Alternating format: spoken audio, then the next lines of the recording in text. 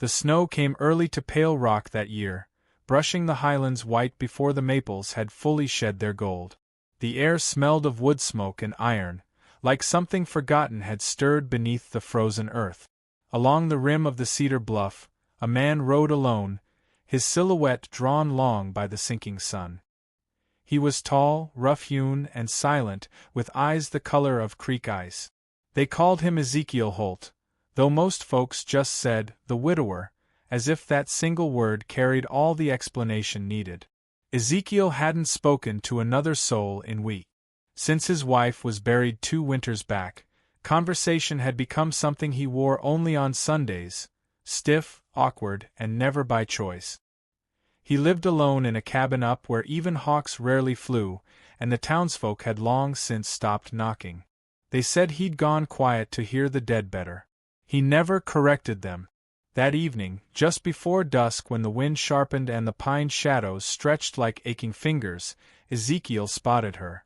She was limping through the snow barefoot, a quilt clutched around her thin shoulders, her dark hair matted with sleet and twigs. For a flickering second, he thought she might be a ghost, one of the many the mountain kept for itself. But then she stumbled, fell to one knee and rose again, breath ragged, body real. Ezekiel slid from his horse before she reached the edge of the treeline. He didn't speak, not at first. The woman turned as if she'd heard a branch crack, eyes wide with the instinct of a hunted thing. Apache, he thought. Young, maybe no older than 30. But her face bore the weight of far more winters than that. He held up one hand, not in warning but in quiet offering. Stop, he said. Just the one word. It carried all the warmth he could summon. She looked at him for a long moment before her knees buckled. He caught her before she hit the snow, and she didn't fight him. Inside his cabin, Ezekiel laid her by the hearth and stoked the fire high. She didn't speak, only winced when he removed her soaked socks and saw the torn skin beneath. He wrapped her feet in clean cloth and left a bowl of warm broth nearby. She touched nothing until he left the room. He didn't ask her name. Still, she gave it. The next morning, as the fire hissed and morning light crept through the shutter cracks, she traced letters into the ash beside the hearth. Niall. It was the name of the wind, he remembered, in an old tongue not often heard anymore. She had high cheekbones and a proud, weary posture. Her hands trembled when she lifted the cup, but her eyes met his without flinching. When she finally spoke, her voice was a thread barely audible. I did not steal. I only ran. Ezekiel didn't ask what from. She told him anyway. Her sister was meant to be a mail-order bride, purchased with promises by a man called Fergus Bain, a rancher up near the old mill estate.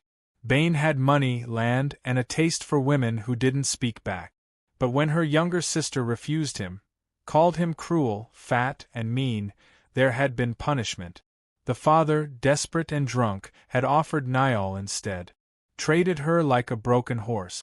I left before he could put me in his books, she said, her words slow, like stepping across frozen stones. I ran. She doesn't know. She still thinks she was spared. Ezekiel listened. Then, without comment, went outside to fetch water. That was how it began between them. No questions, only action. The next few days were thick with snow and silence. Niall stayed in the cabin, healing. She never asked to stay. He never asked her to leave. She wore one of his late wife's coats, the sleeves rolled up, and helped feed the goat. Ezekiel noticed how she avoided windows, how her hands gripped tools too tightly, as if they could be taken away. One morning, while chopping kindling, she slipped and caught her palm on the axe blade. It wasn't deep, but she hissed softly and turned away. Ezekiel took her hand without speaking. She flinched, until he simply wrapped the wound in cloth and let her go. That night, he left a small wooden carving on her bowl, a bird with wings mid-flight, whittled from juniper. She didn't thank him aloud, but in the morning she made the coffee. In town, word had begun to spread like dry grass catching fire. Ezekiel had brought home a woman, an Apache woman. Some said she was a runaway bride. Others called her a thief, or worse. The widow at the mercantile wouldn't take her coin. The boys at the saloon asked Ezekiel what color her skin was under the lamp. He ignored them, but their eyes followed them whenever they rode into Pale Rock. Sheriff Harland came by one evening, chewing on a matchstick, hat low over his brow. He sat on the porch beside Ezekiel, hands folded over his belt. "You know Fergus Bain's asking questions," the sheriff said. Ezekiel didn't answer. "Claims she's his property. Says she broke contract." "She's not." The sheriff shifted. "That's for a judge to decide, Zeke." Ezekiel's jaw flexed. "Then let him come to my door." Harland sighed. "It'll get harder, you know. For her. For you. Town doesn't forgive what it doesn't understand." Ezekiel glanced through the window where Niall sat mending a glove by firelight, brow furrowed in quiet concentration. "I don't need forgiveness," he said. "Just peace." And that night, while Niall slept in the corner room, Ezekiel stayed awake by the window, rifle across his knees. Not from fear, but from duty. He'd buried one woman already. He wouldn't fail another. What grew between them wasn't loud or sudden. It was the slow knitting of wounds, the quiet recognition of someone else who had lost too much but still kept waking each morning. Niall began placing firewood by the stove before he rose. Ezekiel poured her coffee without being asked. They shared space the way people shared grief, delicately, carefully, without sudden move. One morning, she laughed. It was just a small thing. Ezekiel had bent to check a fence post and a squirrel jumped onto his shoulder, sending him into the snow with a startled yelp. Niall's laughter was breathless, honest, like a bell carried by the wind. He smiled. And something shifted. Not everything was safe yet, not from town, not from the past. But something was growing between them. Something real. Not rescue. Not romance. Just something human. That night, as they sat by the fire, she reached for the bird carving he'd given her and set it on the windowsill, facing the storm. Neither of them said a word. But in that silence, something spoke loud and clear. We are still here. Still standing. Still learning how to breathe. And far off, past the cedar ridge, another rider was coming. A fat man in a black coat with law on his side and pride in his bones. But for now, in this cabin, the fire burned steady. And no one would take that from them. The sky was the color of pewter when Fergus Bain arrived, his shadow stretching long across the frostbitten pasture. The hooves of his gelding struck the earth with smug rhythm, followed by two riders flanking him, one a deputy with a badge dulled by disuse, the other a hired man with a shotgun slung too carelessly across his lap. Ezekiel Holt stood by the barn gate, hands unarmed but steady, watching as the wealthy rancher came to claim what he called his. The wind bit through Ezekiel's coat, but he didn't shiver. Not when a storm like this was walking on two legs. Bain dismounted with the confidence of a man unaccustomed to refusal.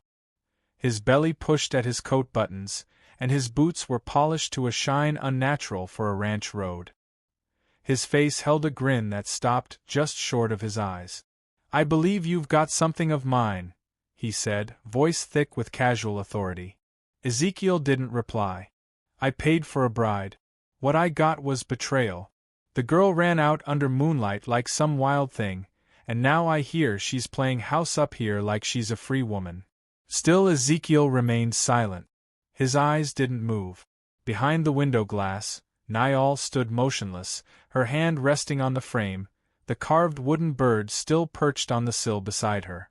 "She has no claim to this land," Bain continued. "No claim to your name. And no right to the sister's debt she tried to dodge." At that, Niall stepped outside, the snow crunching beneath her soft boots. Her coat was too big, but her spine was straight. She stood beside Ezekiel, not behind him, her chin lifted toward the rancher, whose memory lived like frost in her bones. "I did not take what you offered," she said. "I took back what my father gave away." Bain chuckled. "You're brave now, girl. You weren't when I had the contract drawn.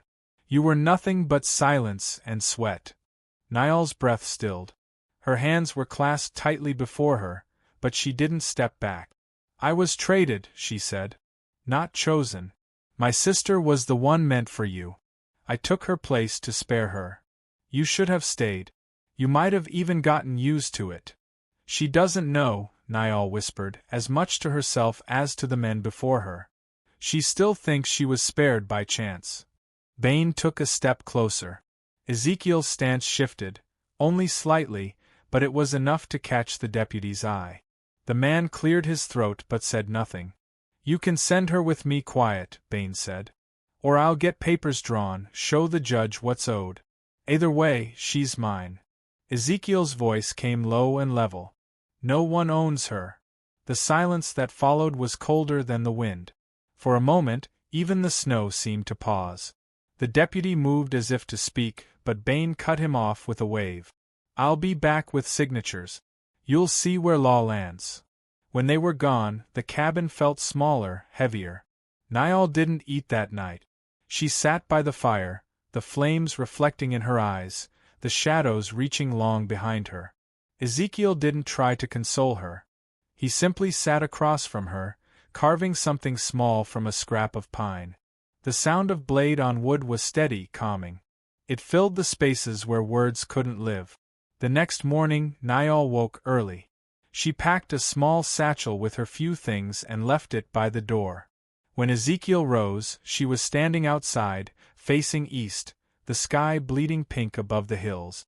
"I need to find her," she said. He didn't ask who. He already knew. They saddled his mare, and she rode behind him, arms wrapped loosely at his waist.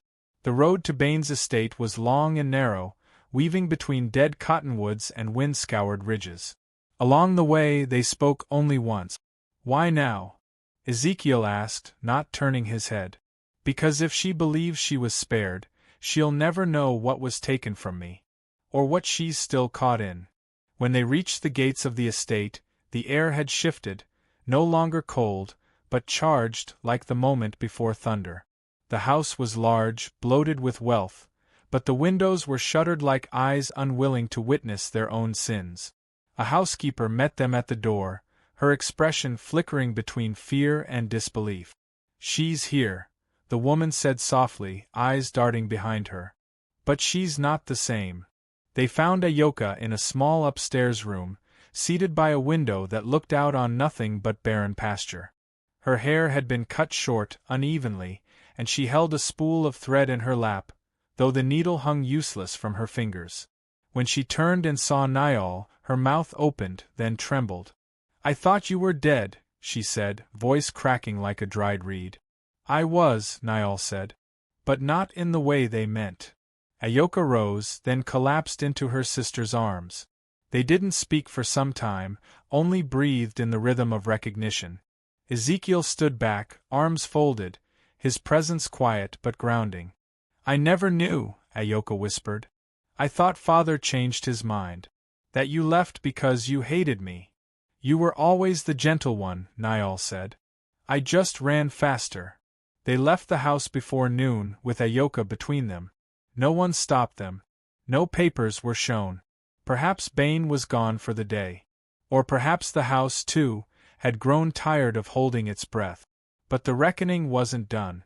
By nightfall, the three of them were back in Pale Rock, and word had spread quicker than boots could travel. Bane arrived again the next day, this time louder. He shouted at the sheriff, barked threats at the townsfolk, claimed his rights were being stolen out from under him. But Ezekiel was ready. He stood before the town square and called for any woman once employed at the Bane estate, maids, cooks, help of any kind. Some were afraid. But a few stepped forward. Then more. A line of women who had been bought, worked, and discarded like tools. They didn't speak grand speeches. They just stood beside Niall and Ayoka, unyielding. Ezekiel turned to them. "Do you want to stay in his house?" One by one, heads shook. Sheriff Harland watched, hat in hand. Bane sputtered. "You can't just take them. This is theft. This is rebellion." The sheriff finally spoke. "Sometimes rebellion's just folks saying no loud enough." Bane turned red, then pale. He mounted his horse with no fanfare and rode out like a man who'd lost something he never truly held. That evening, Niall sat on the cabin porch with Ayoka beside her, wrapped in blankets, sipping warm tea. Ezekiel joined them, laying a newly carved figure on the railing, a pine tree, roots sunk deep into the wood. "It won't run," he said simply. Neither did they. Spring would come late to Pale Rock, as it always did. But something softer stirred in the soil now, something unspoken but deeply felt. And though none of them said the word home, each one of them believed it, quietly, fiercely, and with both feet planted firm in the thawing earth.